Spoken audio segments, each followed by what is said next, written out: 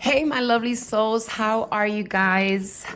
Um, I know you guys have seen me more frequently here, and I definitely said I was gonna talk about more of the planets and their actions and energies that's been going on.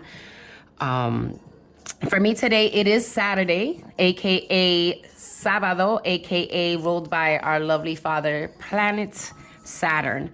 Today's a special day because we are having a full moon in Libra.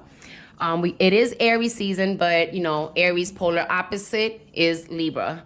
So, as much as we have the initiator, the fire starter, the impulsive go-getter type of energy of the fire of Aries, we also have what balances it out, air. We have Libra with the scales.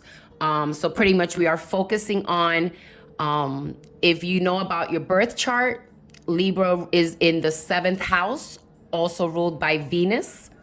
Venus also rules Taurus. So if anyone is here also a Taurus sun, pretty much this will probably really directly affect you too. This message, my Librans, my Aries, and so forth. With that being said, let me see what else I want to say. So the seventh house is about partnerships, your relationship with one another, not just in the romantic level. It could be with anybody, parents, children, coworkers, family, friends, even the relationship you have with yourself.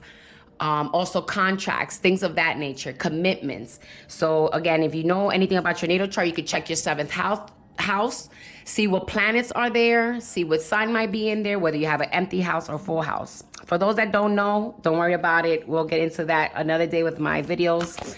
So let's see what's coming up. What's a nice general? Okay, we see one flyer here.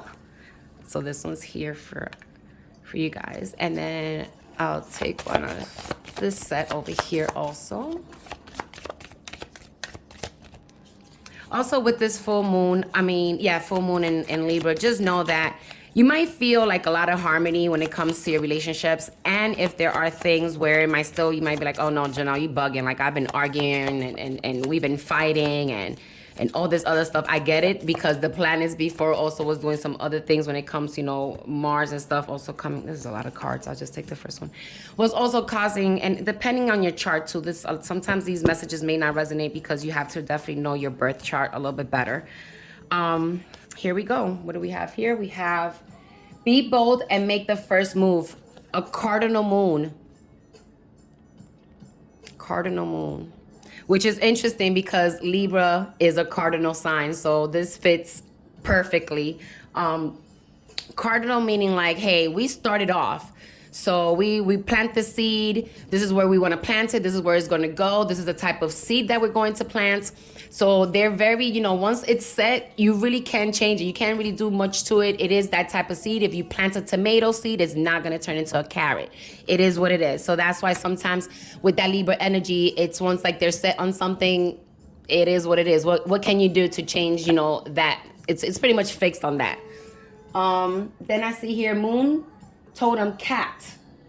Make time to focus on your own spiritual well-being and connect to the metaphysical world around you. So it might feel like maybe a lot of you guys might be becoming a little bit more spiritual, with the conjunction of Jupiter and Neptune that we just had too. And Jupiter is still in Pisces, Aries Pisces, making, all the fairy tales or how they're very spiritual. They're in the 12th house where, you're like the wisest. You already went through all the chapters. You're here just like, hey, now I got to really be more spiritual. I went through all the tangible changes. How do I transform and become more spiritual before I descend, before I die, before before we leave this world?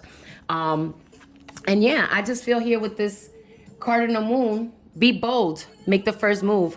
I think that might be something when it comes to your relationships, whatever type of relationships. Maybe you want to ask your boss for a raise and you're just like, oh, I don't know. This is letting you know, go for it. Don't be a coward. Find that balance where you've been maybe shying to do something, go do it. Maybe you want to go ask someone out on a date.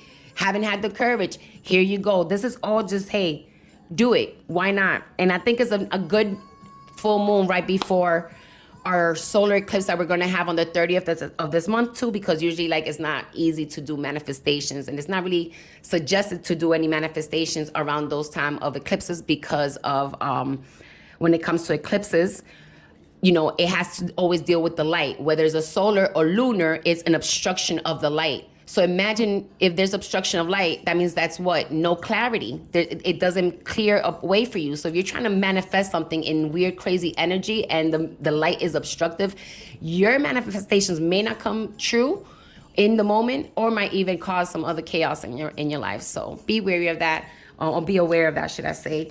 And with that being said, love you guys. Enjoy today. I feel like I'm posting this right as the most fullest full moon it will be. I think it might be at 2:55 Eastern time PM today that the moon will be at its fullest. And if you know, yes, you're like, oh, Janelle, it's not it's not nighttime right now.